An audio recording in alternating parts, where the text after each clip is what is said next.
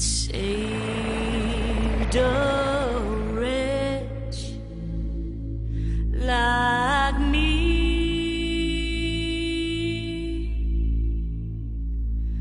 I once was lost, now I'm found, was blind, but now I see. This is a new normal. They're never going to go back home, so they want to help them as much so that they're never just walking out of here and feeling like they're going back onto the street. They've worked with them throughout the process here to help them adjust to this new world order that they're going to be living in after this.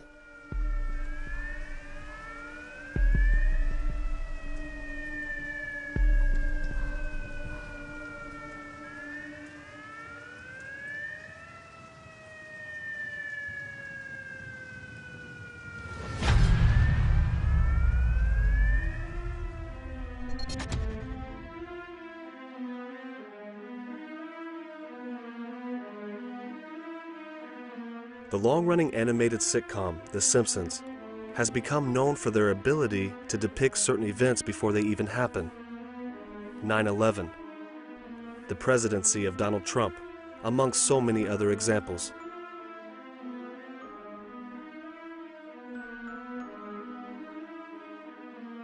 The writer's methods and intentions are another topic, but the Business Insider International gave some legitimacy to researchers and theorists online after posting this article. 11 times The Simpsons accurately predicted the future. CNN, New York Times, The Sun, NBC, the list gets longer every month. And knowing that these companies serve the will of the globalist elite, and that these channels are now openly promoting the idea that The Simpsons are able to predict the future, the implications are concerning. More and more people accept and believe that The Simpsons are eerily accurate when it comes to foreshadowing future events. And if you're one of them, or if you adhere to any one of these mainstream platforms, you better pay very close attention. Because The Simpsons released their own take of what life will be like when FEMA becomes empowered by the Department of Homeland Security.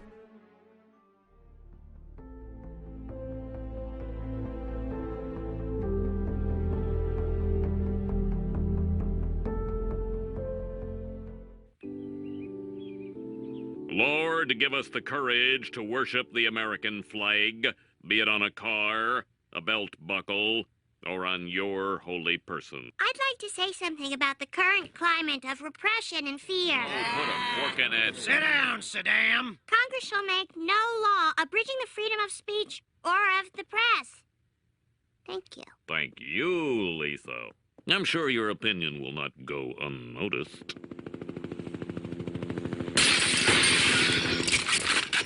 Simpsons, you're under arrest for the violation of the Government Knows Best Act.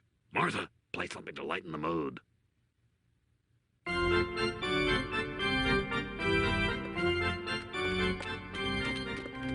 eat some peanuts and cracker jack. I don't care. Ah!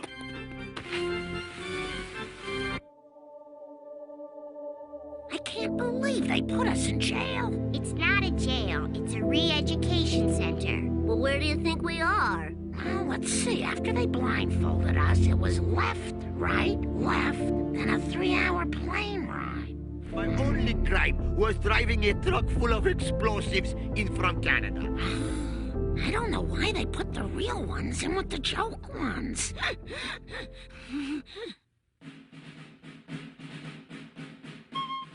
Hello, I'm the U.S. Constitution, and I'm over 200 years old, but I'm feeling fine. I wish I could say the same for my crazy cousin, Bill O'Reilly. What do I do? What do I do? Lisa, that's not funny. You believe in the Bill of Rights. I don't know whether it's the lack of sleep, the sodium pentothal, or that it's the only cartoon I've seen in 2 months. But this is what I believe in now. Convergence of globalization and technology has created a new brand of terrorism. They were persons who, for whatever reason, came to view their home country as the enemy. Disturbing news tonight about homegrown terror. Right now, it looks like there is no connection between the men arrested and any known terrorist cell. Homegrown. Yeah, homegrown, I should say. We've got a very serious situation here. I'm holding what is called the right-wing extremism, current economic and political climate, fueling resurgence and radicalization and recruitment. And in it, we talked about the fact that they define pro-lifers as domestic terrorists. They put this in a Department of Homeland Security document, this official assessment, now saying pro-lifers, people that believe in end-time prophecies, people that are opposed to the administration's position on immigration, those of us that are standing up for the sanctity of life and for the sanctity of marriage, all of those are now potential, and this is what they're saying, domestic terrorists. You traitors, pipe down. You're all here because you hate freedom. Do you get time off for snitching on your cellmates? You were right, homie. We shouldn't have rocked the boat. Then none of this would have ever happened. Well, we're not the only ones to be unjustly imprisoned. That looks and sounds a lot like the Soviet re-education camps of old. Soviet re-education camps can be translated to death camps. We should definitely mind our history. What you just watched certainly weighs a lot with theorists and investigative researchers alike, but we understand for some, it's tough to accept such an evil totalitarian image of the future, especially from an animated cartoon series. But the truth, re-education camps are real, and they are already open to the public. Okay, check this out, guys. Here we are at the FEMA re-education camp at Camp Atterbury, Indiana. It's about 50 miles south of Indianapolis. It's an active military base. I'm here on a World War II reenactment. We have clearance to be on the base for the battle and to portray the war we're doing. So happened that our camps and everything else that we're set up in aren't too far from these trailers. But I figured I'd give you all a glimpse of what a FEMA re-education camp really looks like. Now tell me why you have a bunch of FEMA trailers surrounded by concrete barriers and chain link fence. And not only that, you have guard towers at each and every end. And more trailers on the other side that have not been set up yet. Here is another one. And another one, and dechem stations to mop out. I'm here to talk to you about these FEMA camps. I'm very disturbed about them. Why would we be building these things all over the country? For what purpose? Well, we wouldn't, because they don't exist. It's just a figment of some people who have concerns about maybe Martians or other creatures coming to infiltrate our society, thinking that there are such camps. But so there are none no of these, such there camps. are no such. So why was it put into that bill? It's in a bill. So it's put into the bill. It doesn't exist. There are no FEMA camps anywhere in America. No, there aren't. What was the place I saw in Texas? I don't know what it was called a residence. It had two 20-foot high fences around it. When I knocked on the door, it was locked. When the people came to the door, no comment was the answer I got on any question. And what disturbed me the most about this place was in the back, it was like a daycare. There's slides and swings for children. And I said, do you keep children inside this place? No comment. Have you ever kept children in this place? No comment. I haven't been there, so I have no idea. Maybe right. they're immature people. So you're telling me there isn't one FEMA camp of these in the United States right now? There are not. Why is it in that bill? What is exactly in the bill? It talks about building FEMA camps, doesn't it? That particular bill that we're talking about? I would have to, I'd like to see the bill. Isn't this guy a co-sponsor of the bill? What's the bill number? 6 FEMA camps to be built within the United States. How can a bill state that there'll be 6 FEMA camps built in the United States, and then I'm being told there are none? Well, I think I recall now something about this, and And if I'm correct, I think those are locations for if there's a disaster like in Katrina. I think that's what it is. It's not any kind of a concentration camp or anything to round up citizens. He thinks that's what it is? The bill that he co-sponsored says the use of the camps will be determined by the Secretary of Homeland Security. They can come and go as they please. Exactly. They won't be locked. No. They can go in and out, because the place I saw in Texas is locked. You can't go in and out of it. No comment. And well, it's not probably not being used either for a couple of years. We have films of children playing on the swings and the slides and stuff, and this one technically falls under Homeland Security. Well, I don't know. I haven't been there, and I don't know who the children are, and the children are probably very happy. Where have we heard that before? They're probably children of the people that manage the place, I imagine. But they're not people that have been taken there, by some green monsters in a machine. And I have fear of my government, not green monsters and machines from outer space. Do you get time off for snitching on your cellmates? The U.S. government already has programs and organizations set up dedicated to training snitches and good little slaves, not only inside the prisons, but those who will go out to the public and encourage people, especially Christians and Muslims, to walk right into these re-education centers and FEMA prison camps. The Department of Homeland Security has enlisted clergy to quell public unrest if martial law is ever declared. This scenario takes misleading, corrupt, and deceptive scholars and religious leaders to an entirely different level. Homeland Security enlists clergy to quell public unrest if martial law ever declared. They tried to recruit my dad and every dentist he basically knows to be tattletales. He said against who? And they said, just against, the libertarians, the right-wingers.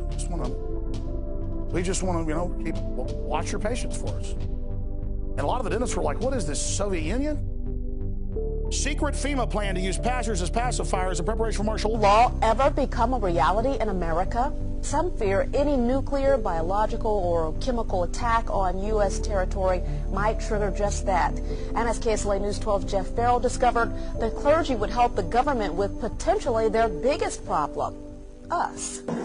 From my cold, dead hands. Charlton Heston's famous declaration captures a truly American value, the overarching desire to protect our freedoms.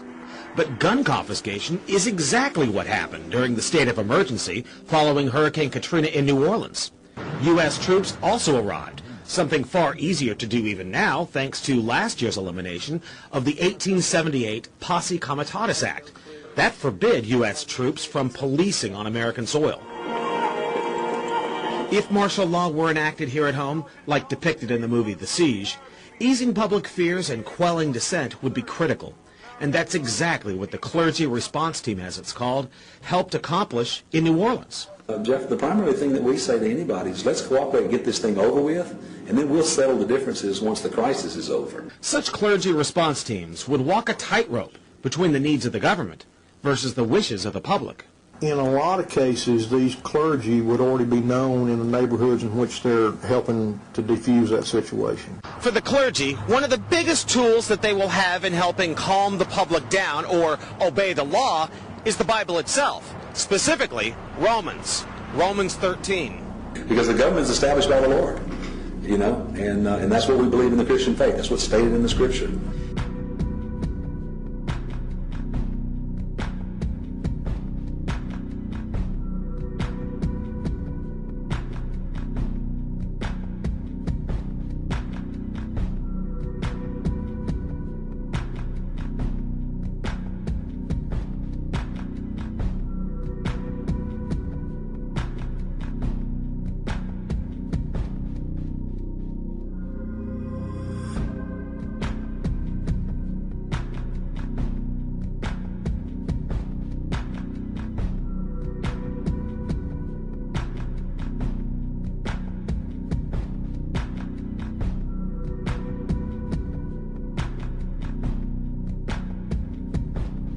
In the headquarters, Department of the Army Internment and Resettlement Operations, under rehabilitation of U.S. military prisoners and detainees, evaluation, and assessment. It mentions that other worthwhile periods of instruction may include basic computer skills, communication skills, reporting crimes, and suspicious activity reporting. This is a known tactic and compliance technique that is used inside these internment camps to turn people against their own people and towards occupying forces. They do this through fear and reward, by mind controlling the prisoners, breeding traitor informants and enforcers. This tactic was conveyed perfectly in the movie Red Dawn.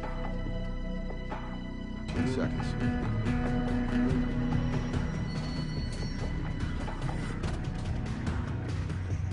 What are they? Collaborators. Had to happen.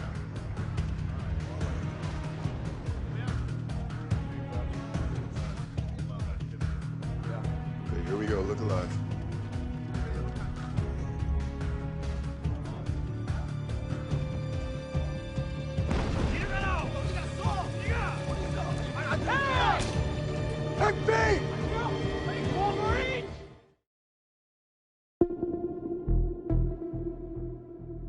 It's widely known that the Nazis used trains to transport prisoners to concentration camps all over the region.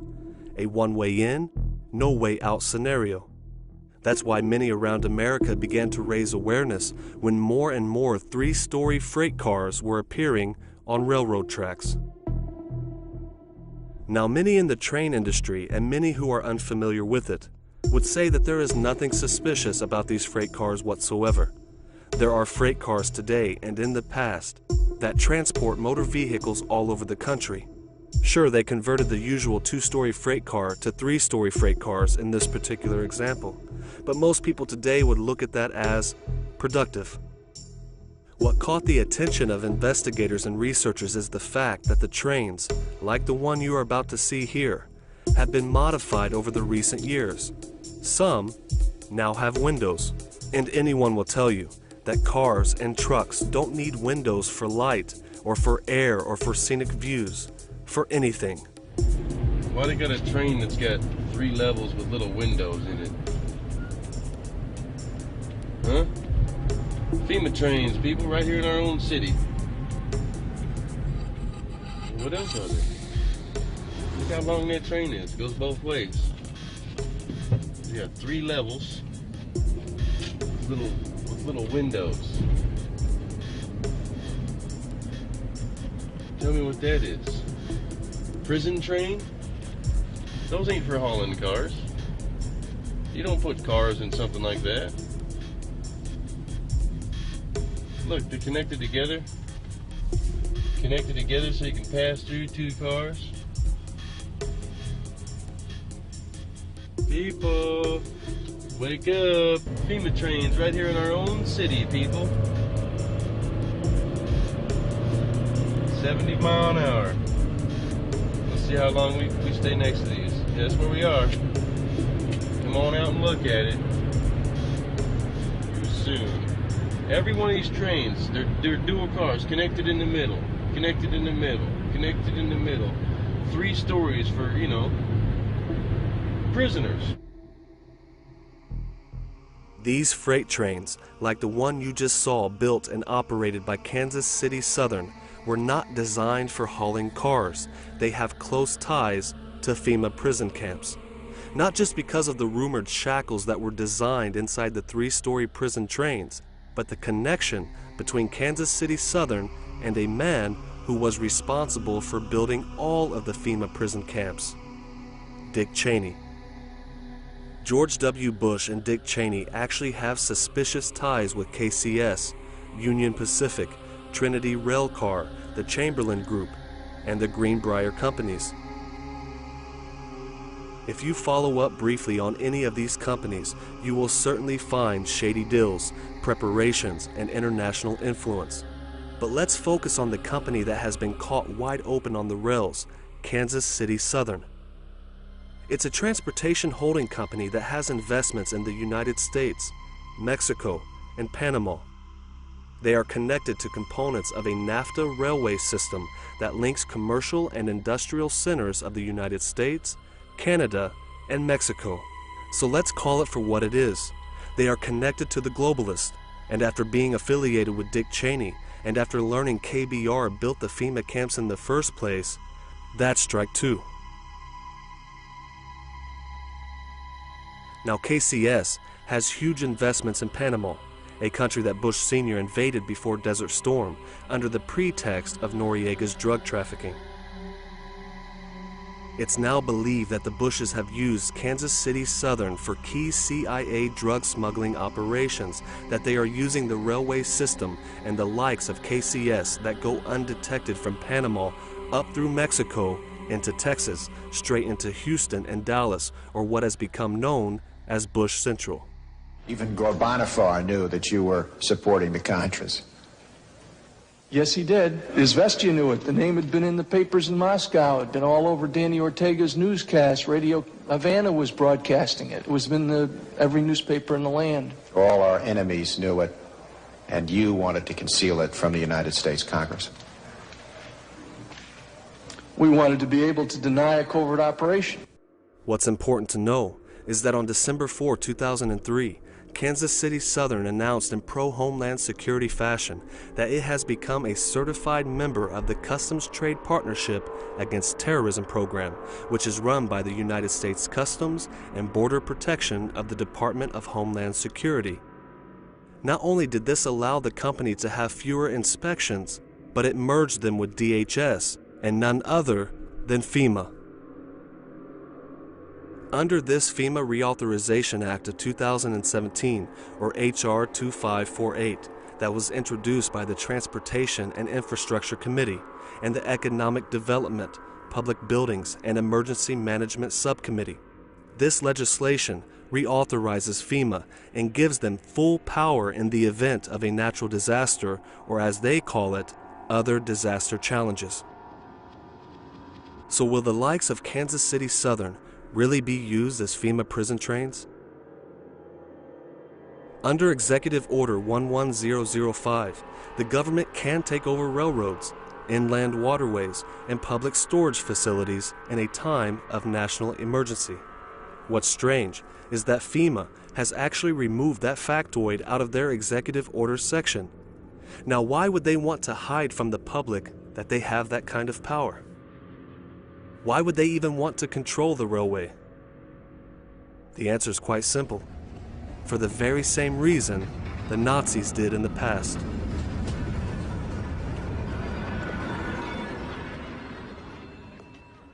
There was a recent testimony given by an anonymous Texas Ranger when he called into the Common Sense radio show hosted by Dave Hodges.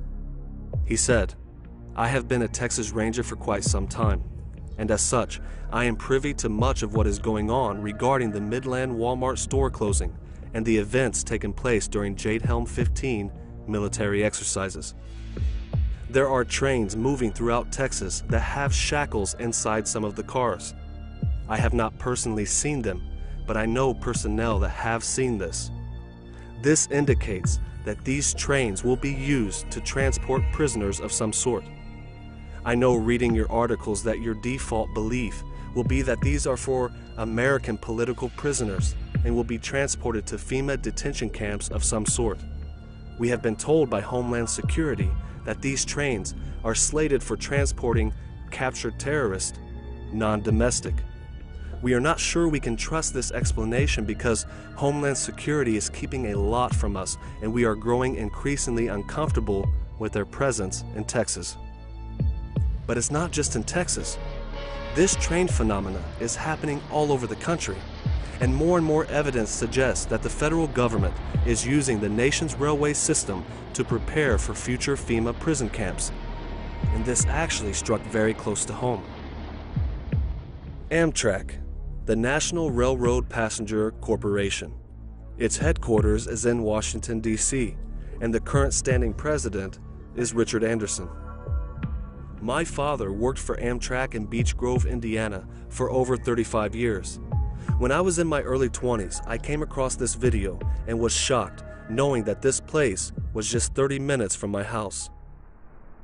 The FEMA plans to imprison American citizens have generated a lot of interest around the country in locating the potential prison camps throughout the country. These may be facilities currently being used as prisons, such as those you saw earlier, or prisons that are being built supposedly in the name of the war on drugs, or facilities that have other uses but which could be quickly used to detain large numbers of people, such as this Amtrak facility in Beech Grove, Indiana. We're standing now in the main parking lot, which doesn't look too sinister.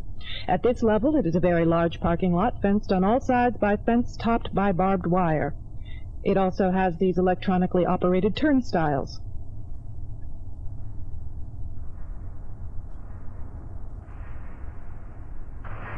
There is also a surveillance camera, just like we saw at the FEMA facility, pointing out to the parking lot, and a helicopter windsock. All of these apparent security measures are particularly unusual here, because this is a very low crime area, and this facility is nothing but an old train repair station with nothing in it worth stealing. In this portion of the parking lot is a brick building, suitable for processing, next to a gate that leads right out to the railroad tracks, and all of this is contained inside a fully fenced area, now 3 layers deep in fencing at this point. This U.S. Air Force train indicates federal and military involvement. Facing the opposite direction, you can see that this area, too, is a very large fenced area with railroad track running the length of the fence and plenty of warehouses.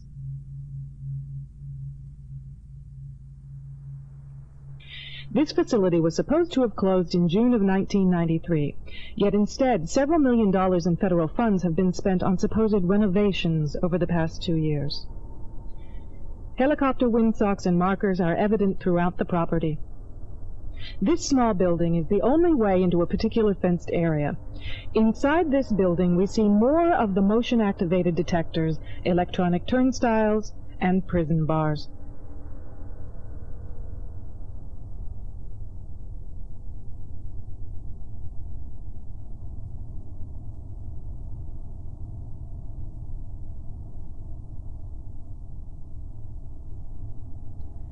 All of the renovations to this property have involved putting in new fencing, electronic turnstiles, concrete flooring in unused warehouse buildings, and putting in large gas furnaces on buildings that were never heated any time in the past 20 years.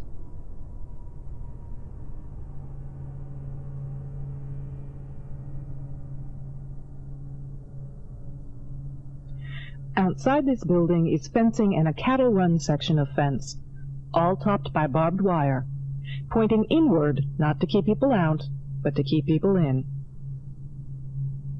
This was common throughout the facility, particularly the new fencing that had been erected.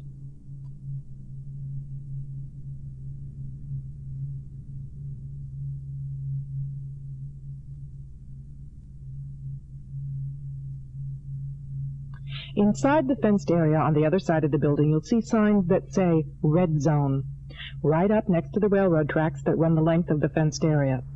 Next to the Red Zone sign, you can see closely numbered markers on the fences that are too closely spaced to be parking markers, just as if they plan to have people line up to board the trains.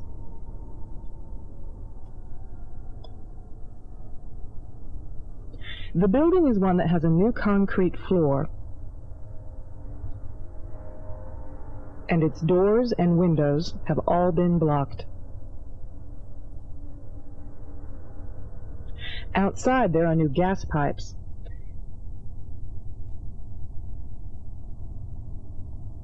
Even as we were filming, a black helicopter flew over us, observing what we were doing, which has happened many times when we have been at the facility.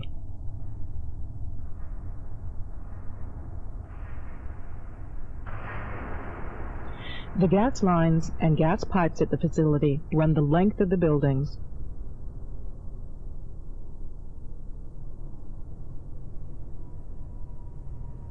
And come out at some very, very large, brand new furnaces that have been installed at the buildings throughout the facility.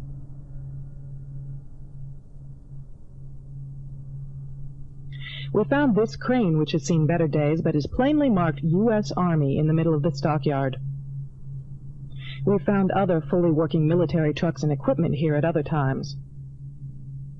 Inside the facility, we found large fenced-in areas next to the railroad tracks marked Green Zone and Blue Zone, suitable for holding a lot of people. Senator Lugar of Indiana recently obtained more federal funding to renovate this facility, which is supposedly only for the repair of broken trains and where most of the buildings on the property haven't been used for years. This tower, overlooking the entire facility at one end of the facility along the railroad tracks, also has a radio antenna on it with a ladder up inside of it. It would make an excellent watchtower.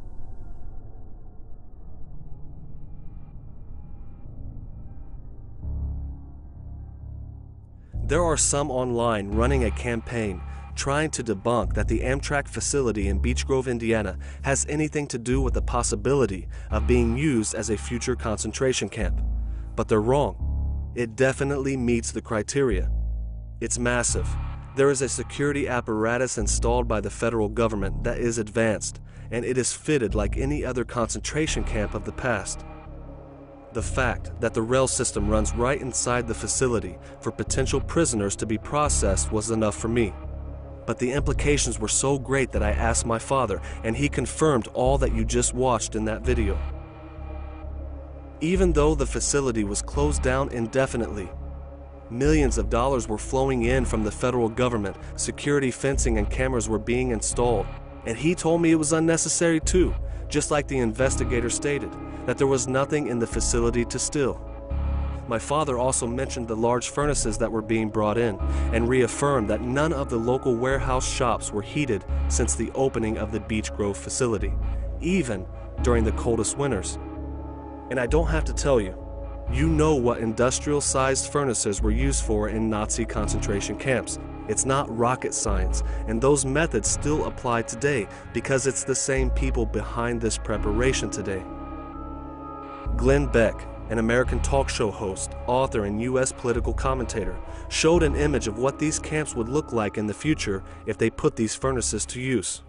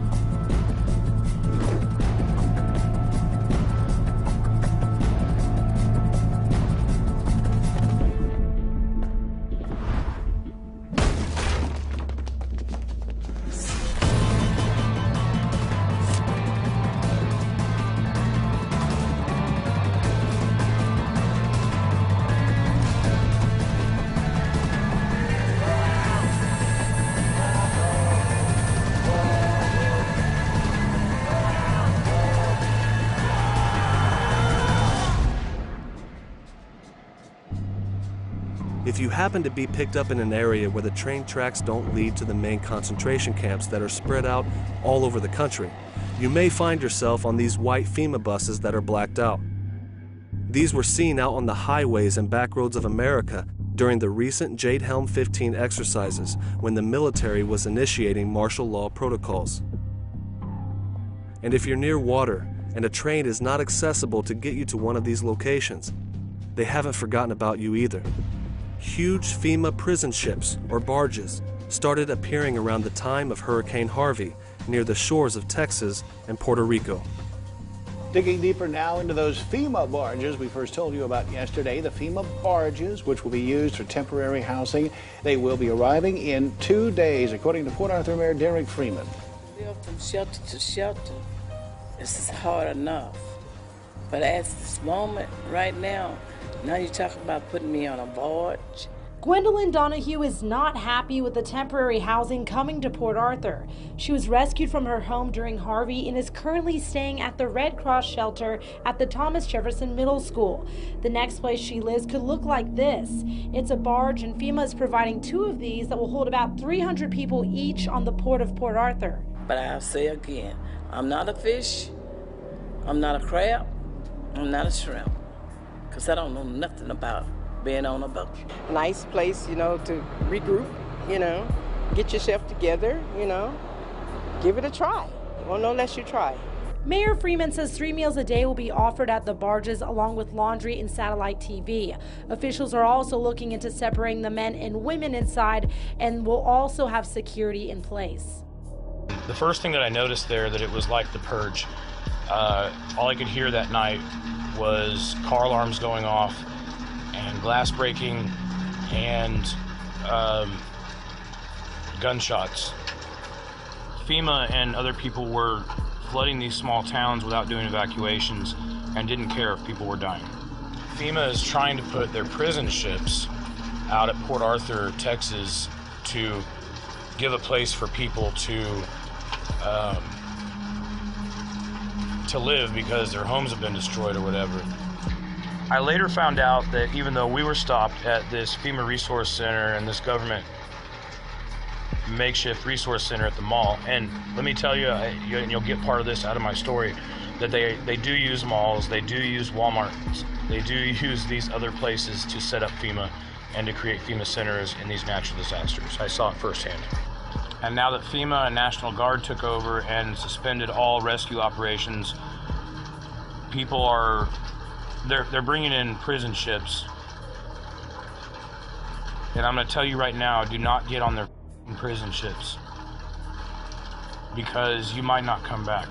They're allowing the sharks and the fish to eat the bodies that go out to sea, just like they did in Hurricane Katrina. And with millions of people being displaced from their homes and their neighborhoods, you might go missing forever, and they think that you just bugged out and went somewhere else in the country and can't find you. But a lot of these people are going out to sea and never coming back. We head over to the local Walmart and Academy store where they were setting up the FEMA Fusion Center and makeshift hospital, and they had a helipad there to be able to do rescues and stuff. So they were using the Walmart stores and they were using the parking lots there and stuff. There were already lines lining up at the Walmart stores that were at least 2 miles long, and people were being rationed 1 case of water, 1 loaf of bread. It was very socialistically done. This is how FEMA works things. They don't always give people what they need. They just give them little pieces here and there. Basically, there was bread lines forming, and that's exactly what was happening there at that FEMA center.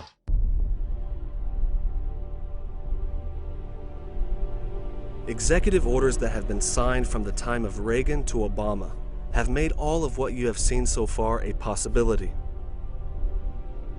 In fact, the executive orders are some of the biggest proofs out there today surrounding the preparation for martial law in the United States and other Western nations following. Rex 84, the Patriot Act, the National Defense Authorization Act, to name a few. The dark side of government knew you wouldn't read the sweeping powers that were given to the federal agencies working with the Department of Homeland Security, let alone fully understand them.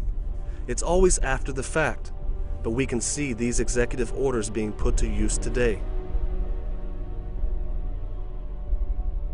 U.S. training operations for martial law, the building of FEMA prison camps all over the country, and the measures we have seen enforced before, during, and after natural disasters in the United States, all incremental steps that they are taking to prepare for this new future. But how long will it take for these plans to be enforced on the people? That I can't say for now, but many people are pointing towards the mysterious closings of Walmarts all over the country as being an indication that this is no longer a training simulation. 5 Walmart stores across the country are temporarily closing, they say, for plumbing issues, and one of those stores is at Admiral M. Memorial in Tulsa. Now, Walmart says these issues are so large they need 6 months to make these plumbing repairs.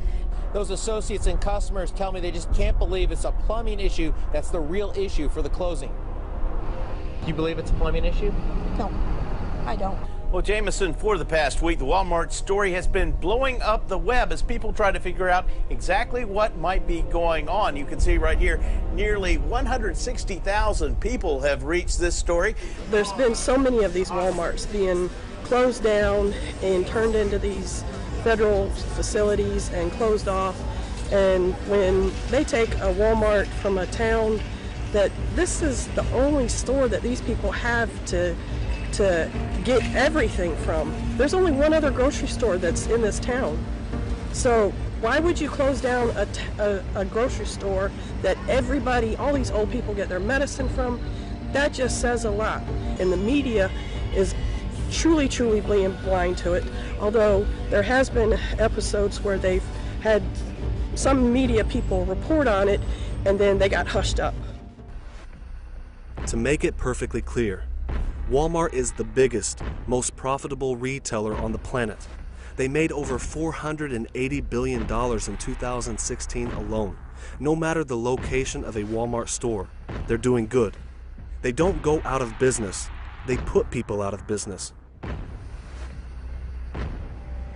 We don't have to be experts or investigators to understand that hundreds of Walmart stores closing down at the same time, indefinitely, or for 6 months each, all for supposed plumbing problems, is strange. That, combined with video footage of the stores being completely gutted out, extra security added to permanently closed locations, military equipment, Department of Homeland Security vehicles and personnel being filmed on Walmart sites all over the country. One man even picking up a Department of Homeland Security mobile command center Wi-Fi signal. All of this shows us that the concerns of the American people are valid.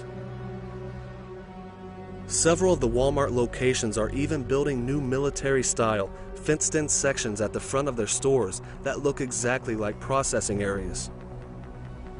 Watch this video carefully and ask yourself, does this look anything like a local Walmart garden center? Hello, I make this video not a happy man. I'm at the neighborhood Walmart in San Jose, California. And this is what it has become. I did not want to believe it. Anyone who knows anything about jail or anything about that knows what this is. That is a holding area. Oh, I'm not allowed to go past this line actually, because the security guard told me if I do, it links up to the San Jose Police Department and they will come here and arrest me. That's kind of weird for a Walmart that's not in use anymore. How can they deny this? This is ridiculous. God. And the way it's set up too is perfect. Look at, they got a security, why would you have a security camera right here? Why is this needed? What? This obviously looks like some sort of an entrance that they're gonna have you coming in and out of. I mean, come on. Oh God, just come on. Look at this.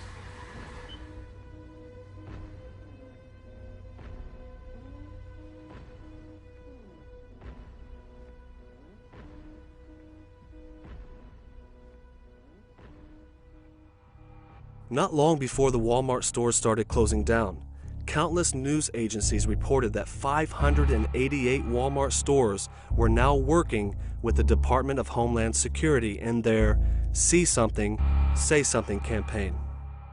Hi, I'm Janet Napolitano, Secretary of the Department of Homeland Security.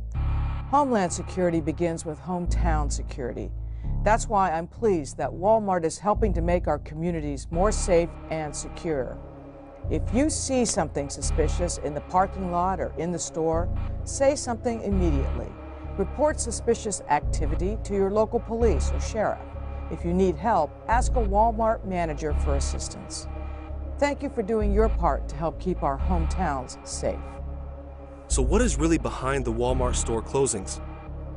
Could it really be plumbing issues that has affected stores within the retail chain all over the country? Did one of the most greedy companies in the last century all of a sudden decide that they had enough money and that these locations were not necessary anymore? Some of them closing down after they just opened the year before. I wish I could say that is the case, But more and more evidence suggests that select Walmarts around the country are going to act as processing centers for FEMA prison camps. And that's interesting considering they're already working with FEMA and DHS during natural disasters.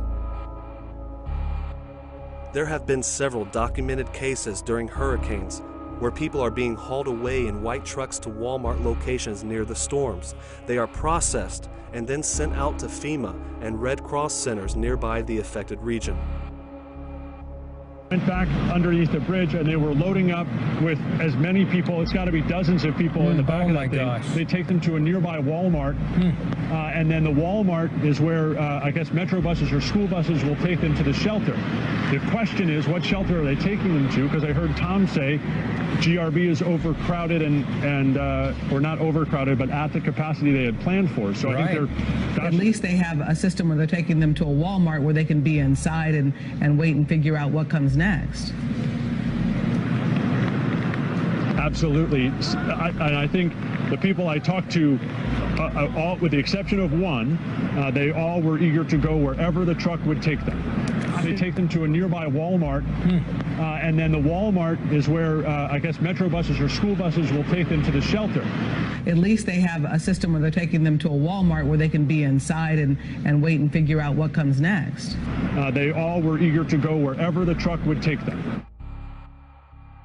There was a reporter that just said, at least they have a system where they're taken to Walmart. This means that Walmart had already been set up with FEMA and the Department of Homeland Security to act in accordance with them under their command.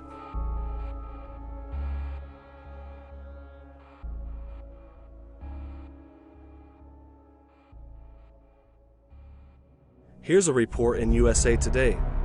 154 Walmart stores closed in 2016.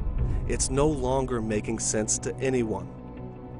Recently, a construction worker started rumors about military tunnels being built under Walmart, connecting to other strategic military points in each state. But is there any truth to it? Back in June 11th, 1972, in the LA Times, the lead physicist for the RAND Corporation, he said that in 1972, the government had the technology to excavate tunnels across the United States and put maglev trains in that were capable of doing 10 to 14,000 miles an hour.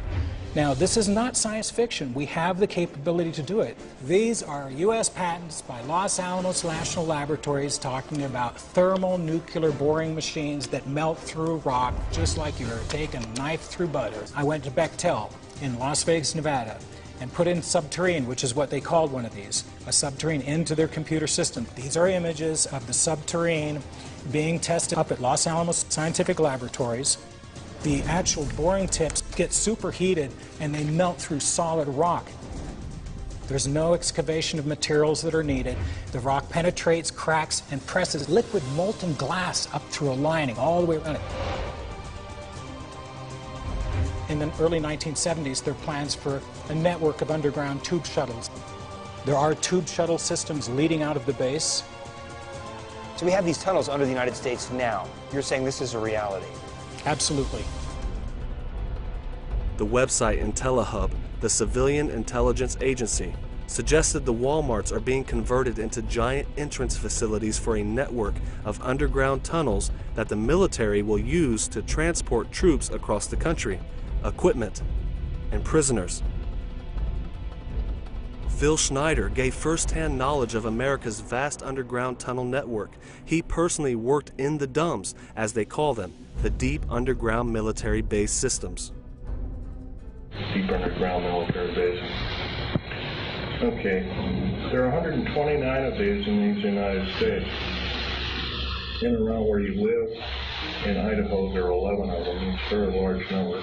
The average depth of each base is roughly a mile deep. They are basic whole cities hollowed out underground. Goes all the way to Washington, D.C., huh? Goes all the way to Washington, D.C. Yeah, you Homeland Security? Yeah. How far have you taken this down to, how far have you actually ran a load? 100 miles?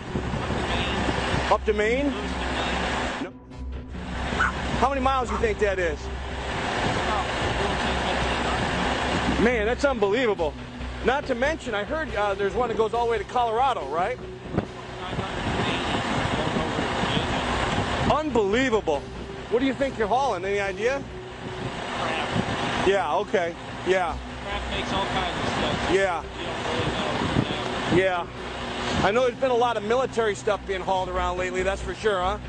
Yeah, we deliver to military. Gotcha. Gotcha. Appreciate. I heard there's water supply, food supply, everything's in there. Yeah, unbelievable.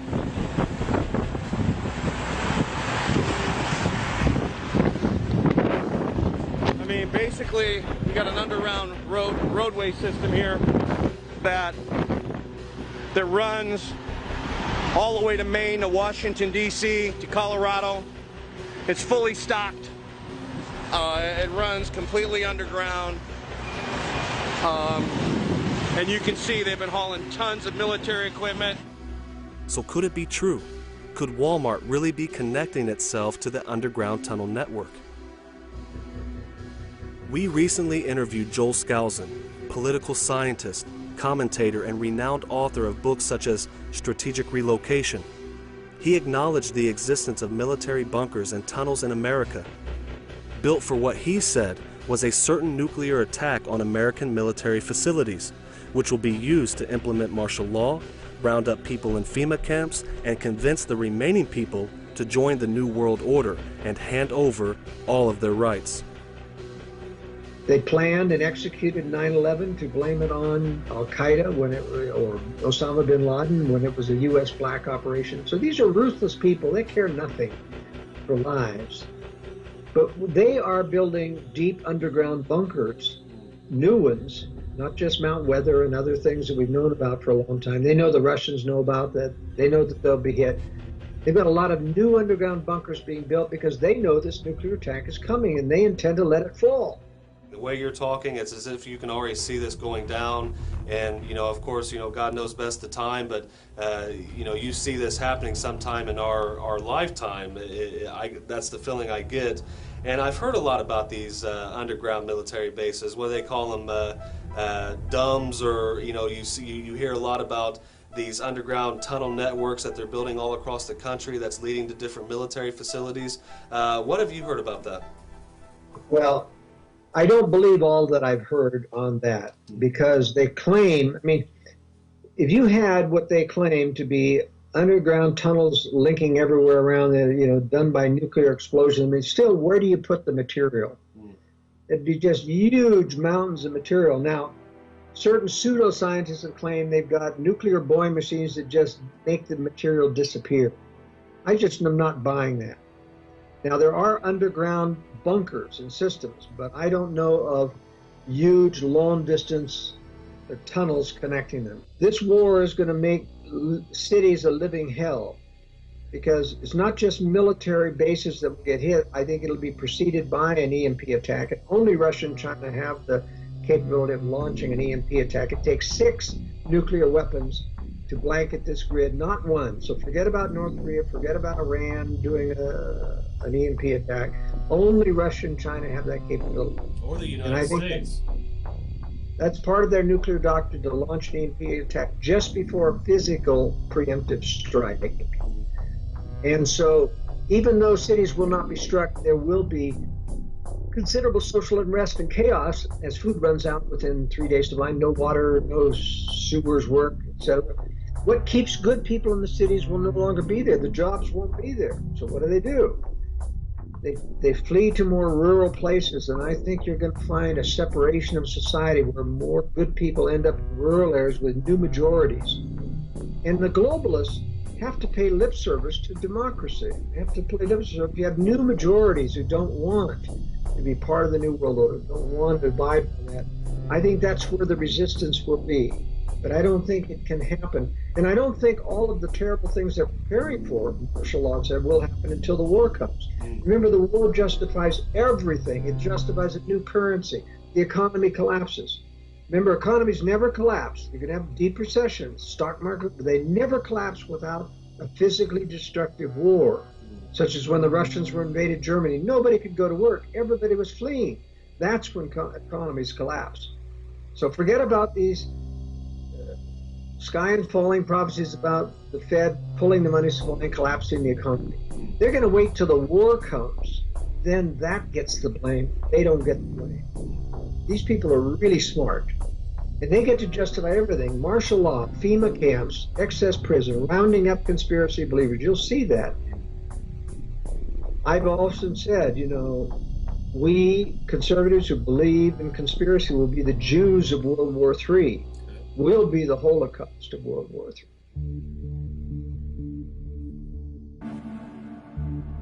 This is former Army Captain Dr. William Mount. In a bold testimony, he shared his experience and expertise in what he says is the reason for the sudden closure of all these Walmarts. People ask me why Walmarts are closing. The answer is simple. When I took an Army logistics class, the U.S. Army developed a logistics system for Walmart. Walmarts were strategically set up around the world to act as military distribution bases. So if we have problems in Yemen, the Special Forces takes over the Walmart in Yemen. You can order a helicopter and nuclear weapons on the Walmart logistics system.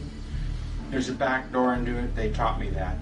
If you are going to have Operation Jade Helm throughout the Southwest, you seize a Walmart. You can order things such as M16 rounds. You can order an M16 through the Walmart program. So they walk into a Walmart, fire 2,200 people in California. You're all laid off, go away, no unemployment, get out of here. Because the military then takes over their base. The specific logistics program I was trained on in California is the same program they use at Walmart. The Walmarts are federal military posts.